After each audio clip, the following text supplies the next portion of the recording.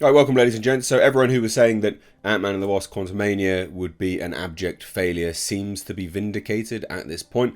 Numbers are coming in from Friday's takings at the box office, and it's looking like it's about a 70% drop-off, which is very big.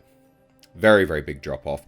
And it seems that the word of mouth on this film and the trailers, it just is killing it, basically. It's not doing very well at all. In fact, Cocaine Bear is doing pretty well. Pretty damn well. I have reviewed this film, but I'm waiting for my review to be reviewed by YouTube because it has cocaine in the title. Even though it's Cocaine Bear, movie review, and everything in the metadata is movie review, YouTube is still blocking it basically from being viewable by anyone. The thing is when they deem it to be monetarily restricted, they won't push the content to anyone. You won't get it recommended, so it pays just to hold off because you'll actually you might get a chance of seeing it because YouTube doesn't notify people anyway. But it is what it is. Anyway, back to Ant-Man and the Wasp: Quantumania. It's looking like an epic failure of huge proportions. You know, I mean, this had like a $200 million budget, had marketing costs on top of that. It's bad. Like, it's really, really bad. The average drop off is always 60% for a Marvel film anyway, and that's why when the film released I said, look, the box office that it took was at 225 million worldwide opening weekend. With an average of 60% drop off, it's not going to make its money back. It will be a bomb. It won't even break even. You know, it'll barely break even. Yeah, it's looking worse than that. Now, we don't know, obviously, at this point in time. It may still improve across the weekend, but it is looking unlikely just because the word of mouth is so poor on this film. And I pose the question to you: is it superhero fatigue? Is it Marvel fatigue? Or is it just bad movie fatigue? I personally think that it's just bad movie fatigue. I think if you see a trailer that speaks to you, generally speaking, you're going to want to go see it, no matter what the genre is, whether it's a superhero film or not. Trailers, marketing material, word of mouth, it all goes hand in hand, regardless of the type of film. That's my personal opinion. But we'll dive into this today, ladies and gents. Whilst we do this, if you enjoy this video, please don't forget to hit the thumbs up button and please do share it. And also, please do hit subscribe. Love to have you here more often. So, like I said, we'll dive into this. Again, Quantumania warps to $30 million. Cocaine Bear high on $20 million. I wouldn't be surprised if Cocaine Bear, doesn't reach the likes of like 40 to 50 odd million dollars opening weekend. I think it'll do well, and it's a decent film as well. Just for those wondering what my thoughts on it were, it's a popcorn flick. It's laugh out loud funny in moments. It could have been better. I think it suffers from bad editing basically, but it is a funny popcorn flick film worth the price of admission, I thought personally.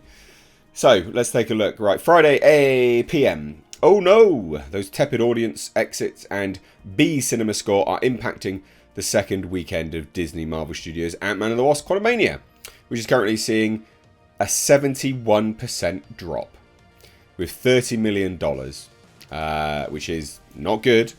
That's really not good. It's not good at all. Now, if that estimate holds, it's worse than Thor: Love and Thunder's 68% second weekend and Eternal's 62%. That's real bad. Running total by Sunday, end of the day, would be $165.3 million worldwide, which would be real piss poor. That would Marvel will be very annoyed by this. And there's a few things to consider as well with respect to why they'd be so angry and worried as well. This is the start of Phase 5. This is their big opener. They need this to do well. They do. And loads of people will go, yeah, but it's Ant-Man. It doesn't matter. They chose to use Ant-Man as their vehicle for opening Phase 5. So they will use that as a metric and a barometer to level out whether they think Phase 5 is going to be a huge success or not. They will be looking at those things and they will be worrying. There's no two ways about it. Obviously, Cocaine Bear, $8.1 million on Friday. In fact, pretty good screenings, It did 3,500 theatres for what looks to be a $20 million opening. I still think it might do more. I genuinely wouldn't be surprised if it does $40 million. I know that's a pretty big jump up, but it's a pretty decent film, and I think people really do just want a dumb, fun film, and that's what that is. Now, Deadline here says, well, that's very, very good. Let's hope nobody gets too grossed out by all those body parts between Friday and Saturday. It's actually, in fairness, I will say this, and I said this in my review, it's much more gory than I thought it was. You know, the trailer gives it much more humour. There's still all that humour's in it, by the way, and there's more humour. But it's much gorier than I thought it was going to be. They don't sell any of the gore in the trailer. Like, it's really quite gory. In a good way, you know, like, in a good way. But I don't know, it's bizarre why they hid it. You know, because some people like to go and see stuff like that. So, look, I mean, it's not doing well. You know, Ant-Man and the Wasp, not great at all, by any stretch of the imagination. And the thing is, when we look at Ant-Man and the Wasp, you know, we're looking at, you know, a few things.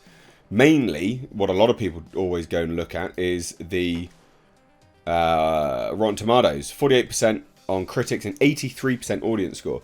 This has only gone down 1%, which is utter bollocks. Like, I'm never going to believe... You should never really believe it anyway. Like, I just think it's utter...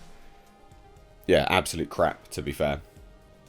I don't know. It's just so bizarre that, you know, you could double, triple, whatever the audience score coming in, and the audience score doesn't change. The percentage doesn't change, really. And so that's why when you look at the reviews and things, it's very important to look at multifaceted, you know, like IMDb, Metacritic, things like that. Metacritic had, terrible, absolute terrible, garbage. Real poor, or Cinema Score, sorry. So yeah, look, 71% drop off is not good. This won't make its money back at this point in time. If that is what it's going to have, 71% drop off, it's not going to make its money back. It won't break even. And it'll be an epic failure for Marvel of really, really high proportions, not a small amount. They'll be very, very annoyed with that. So, have you seen it? What did you guys think?